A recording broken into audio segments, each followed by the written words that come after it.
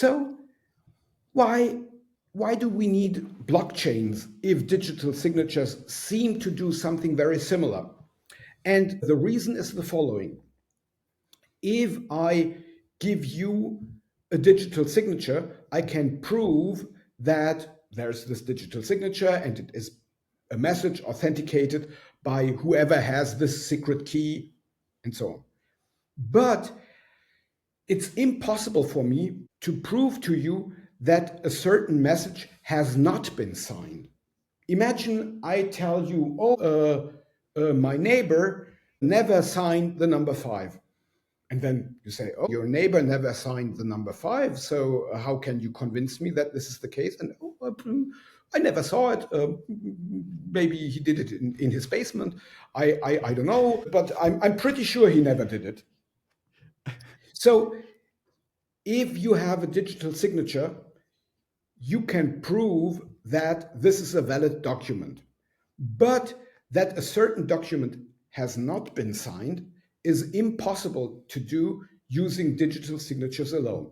But you can do it with a blockchain, because a document is either in the blockchain or it's not in the blockchain. And now, if we would agree on a novel signature scheme where the validity of the signature is decided by two factors. One is there should be a digital signature, and second is it must be in the blockchain. Then I can prove to you that my neighbor did not sign 5, because if he did with this new scheme, it should be in the blockchain, and it's not. You can look. And now, why is this a very, very valuable property? It's, for once, if I want to keep you from double spending cryptocurrencies, there you would maybe sign, oh, I give these 100 ledger dollars to Jörn, and you would sign for someone else, I give the 100 ledger dollars to Alice, and then you would obtain double the goods, but nobody would maybe see what happened, and there will be a conflict in future, and everything will be bad. With a blockchain, the transaction is valid only if it is in the blockchain, and you can see that. And if now the transaction of the 100 ledger dollars to Alice is after, in the blockchain, after the 100 ledger dollars to me, then this will not be a valid transaction, because you already spent these 100 ledger dollars. So it will be seen that you kind of overdraw your account, and so Alice will not get 100 ledger dollars, and she will not give you any goods for the 100 she didn't receive. And you can imagine also other applications where this is extremely useful. For example, I was talking about the digital certificates with which you can make up a public key infrastructure. And now imagine a public key infrastructure gets partly corrupted. For example, there's one certification authority which loses the signing key. And having lost the signing key, you can now say, oh, I'm Scrooge McDuck. I have a valid certificate, and you can do all kinds of bad things. But, for example, you could claim to be Google, and you could actually pretend to be Google because you have a certificate where it says that you are Google. And now, if we do something what's called certificate transparency, you can do this with a blockchain. You could say a certificate is valid only if it is signed by a certification authority, plus it must be in the blockchain.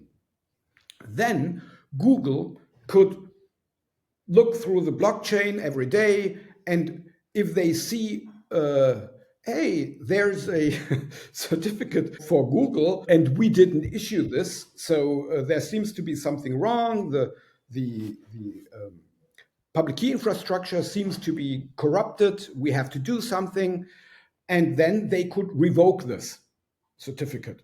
And this is very nice because actually, if you have this certificate transparency, you can be pretty sure that the certificates are not forged. They are valid because the other party, like Google, would have revoked it if it were not valid. And unfortunately, this is not always the case that public key infrastructures have this kind of certificate transparency, but it's also a very, very nice application. Also, sometimes they say that blockchains could be used in logistics. And then I think, yeah, and why? Why do I need a blockchain in logistics? And you could say, haha, a contract between two partners in the logistic chain is valid only if it is in the blockchain. Otherwise, it's a secret contract we are not considering valid.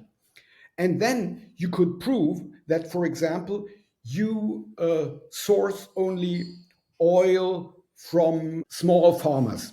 And you would say, look, those are my contracts. Those are all my valid contracts. They're in the blockchain, and they are all contracts with local small farmers. If you would use digital signatures instead, this wouldn't work because I could have a digital signature on a contract with some other party and not telling you about it. Whereas if contracts are only valid if they are in a certain blockchain, then I could claim that, oh, these are all my valid contracts. And if now you find out that I do something else, then it's obviously cheating. And so, yeah, there might be some applications, even in logistics, where it's useful to be able to prove that you have no other contracts violating your mission to be, I don't know, helpful to local farmers. So, yes, the blockchain is a great invention.